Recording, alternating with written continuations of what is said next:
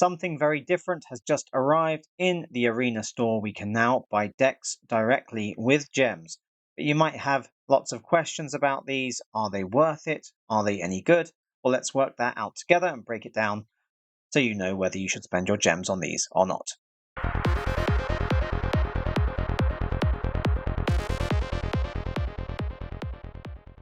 Welcome back to the channel. Okay, right, so we're having a look at these new decks that you can buy in the Arena store. So don't forget to like this video and subscribe if you haven't already, because we're going to go through all those details now.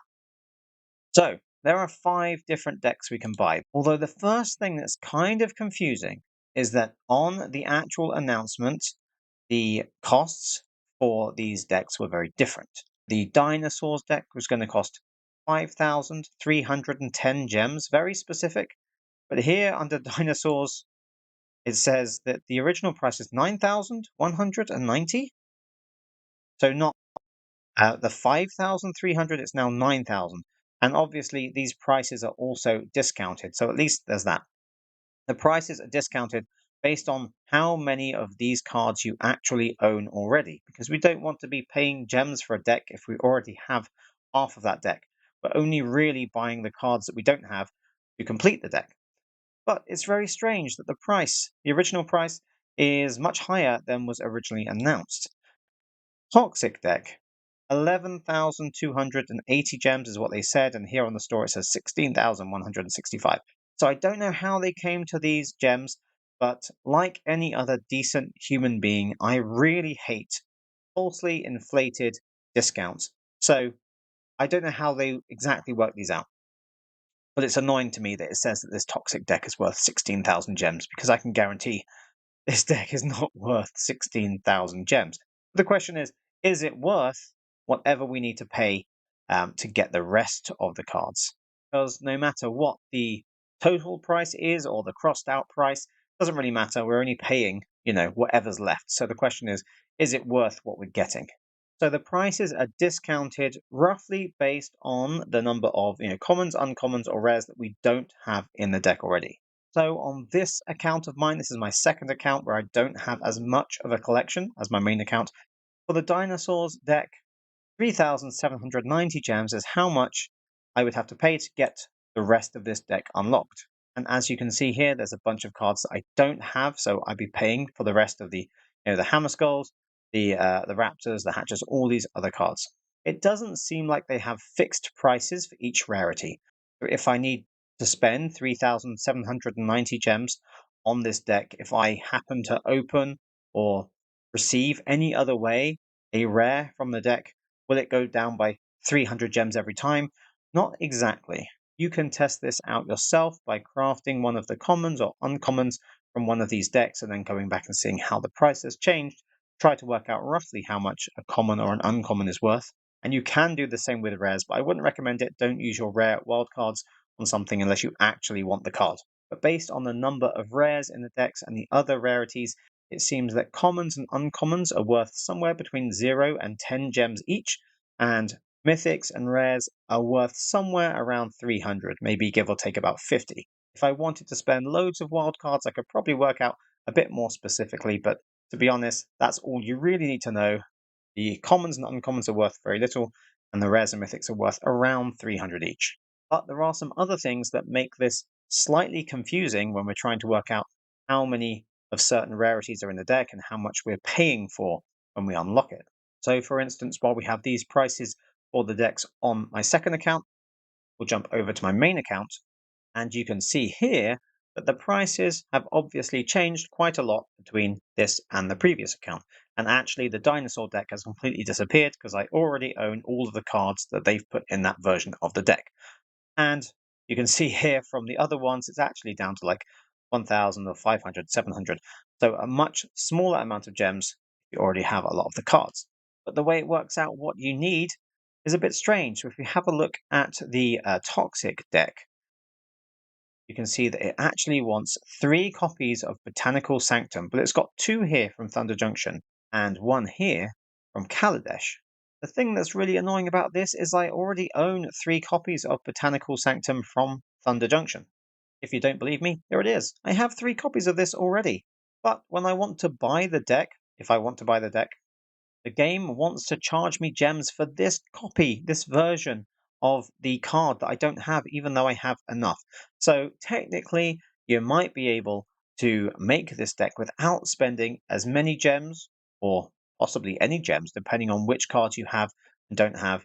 Reprints make it a bit awkward. Also, with Shore Up, I have 4 copies of Shore Up from a previous set, but I don't have 3 copies as required in this deck from Bloomburrow yet. So it's going to charge me something for those commons, unless it's set 0 as the price for those. So it might be charging me something for these cards I don't have, even though I do have them. I could use them in standard. So it might be overcharging me.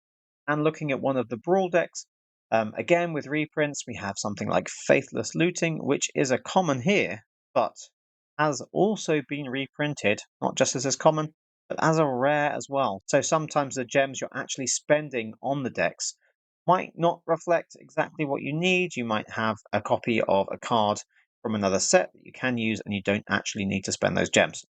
So you might want to keep an eye on that.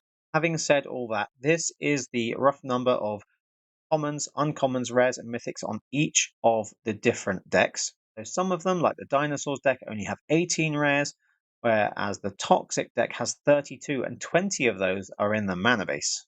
So based on that number of rares, are these gem prices actually any good? Based on the fact that most people are probably going to have a good number of common and uncommon wildcards to use, and it's the rares and mythics that are the bottlenecks, much harder to get. And on the way that it seems to have priced some of these, commons and uncommons are worth almost nothing in terms of gems, and the rares and mythics are worth around 300. When I'm looking at the value of the deck, I'm only really going to look at the rares because they're the most important ones. Well, on my main account here, it's only 700 gems to get the Toxic deck. What I'm actually missing from this is, well, not the rare land, because I already have another Botanical Sanctum. I already have Shore Up. I only have, I think it's 2 copies of Seed Core I have at the moment. I'm paying to get 2 extra copies of the Seed Core, 700 gems. Bearing in mind, if I wanted to spend gems on packs, that would get me 3.5 packs. I think I would much rather get 3.5 packs than get 2 extra copies of a land that might not be the best, and I can probably make do with some other basics rather than having 4 copies of the Seed Core in that deck. And for my second account, it was 4,500 gems I would need to spend if I wanted to unlock the Toxic deck. Now, if I don't have the gems, the thing is, I'm going to have to go and buy gems with actual money. So now we're basically just buying decks for actual money. And if I wanted to get about 4,500 gems, I'm going to have to spend pretty much like $30 to get the deals that will add up to that. And then I'm basically buying this deck that they're calling the Champion deck for $30. Now, if you're buying that on paper, that's probably fine. $30 for a paper deck isn't that crazy. You actually own the cards, you can sell them, you can trade them, you can do what you want with them. But when we're doing that on Arena, considering everything else we have, we can pretty much get for free. It just takes some time. Spending $30 to unlock one deck, you would hope it's a very, very good deck. You're going to be spending that much money on it. Because if we were spending about 4,000 gems on a deck, I could basically instead just go to the store and buy 20 packs for 4,000 gems. And if we take the Dinosaur deck, for example, from my second account, if it's going to cost me 4,000 gems to get, and there's 18 rares in the deck, well, then 20 packs I get for each pack, the one rare in the pack, which can be upgraded to a wild card, which is better, or upgraded to a mythic. We get 1/10 of a rare or mythic from the last couple of years of standard from the golden pack. So 10 packs will get us a golden pack with 6 in there. That's 1/6 of a rare on top. And then we also get the wildcard track, which gives us 1/6 of a rare or mythic wildcard every time we open a pack. So that's basically 1.77, or let's call it 1.8 rares worth of value from every pack. From 20 packs, then it means we're going to get 32 rare or mythic cards and 3 1/3 wildcards. That means from opening 20 packs, that means from buying and opening 20 packs and the golden packs, the 2 golden packs that come with it, we're going to get about 36 rare cards, and a few of them are going to be wild cards that we can use on anything.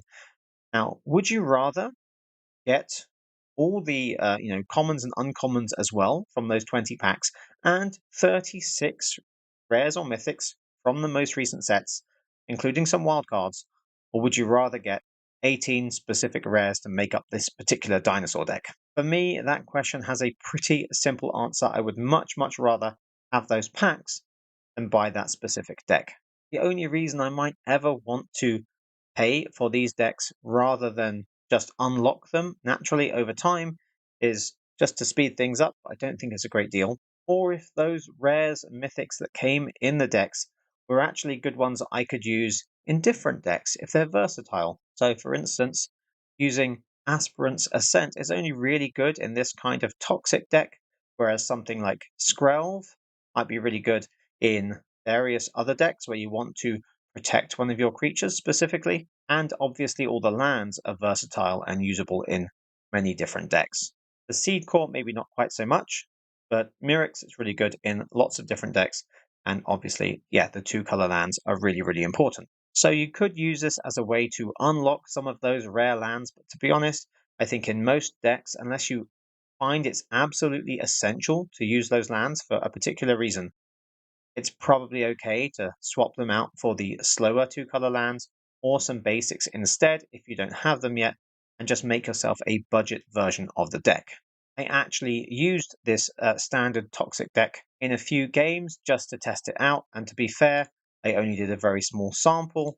I basically got through 11 games, I won 5 of them, I lost 6, so it gave me a 45% win rate, but it is a very small sample size, so to be honest, it's not the most reliable assessment of how good the deck is. In fact, there is a very similar deck on untapped.gg, a banned toxic deck that has a 55.7% win rate currently in Platinum, and it's a very similar deck list to this one. It has Cavern of Souls, it has some different cards, but almost exactly the same. So the deck itself might not be that bad. 55% win rate isn't too bad out of a big sample size, and that was out of a sample size of over 400 games, so I think it's pretty reliable. But if I wanted to use that deck and I didn't have the cards yet, I probably would just use a slightly more budget-friendly version of the deck. And with this one in particular, maybe there's a way we can make this work with 2 colors rather than 3, because when I played it, sometimes the colors became very difficult to use.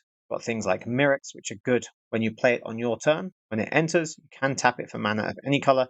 After that, it's just colorless, and we have lots of things that require specific colors, and colorless mana isn't really that useful, apart from literally just a couple of cards. I can't comment quite so specifically on the Brawl decks, because I don't have all the cards, and I don't play Brawl quite so much, but I would be really interested to hear your opinion and your experience with these decks if you've used them. Let me know in the comments if you have bought them.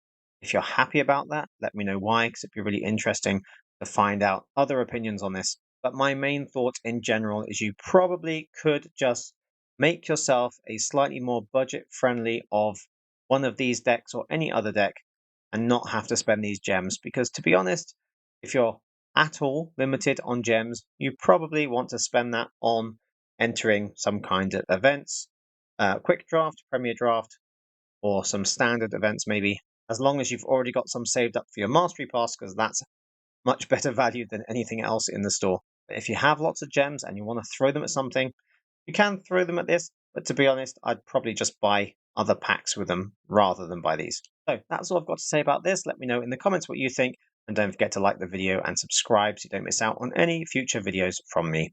So thanks for watching this one to the end, and I will see you in the next one.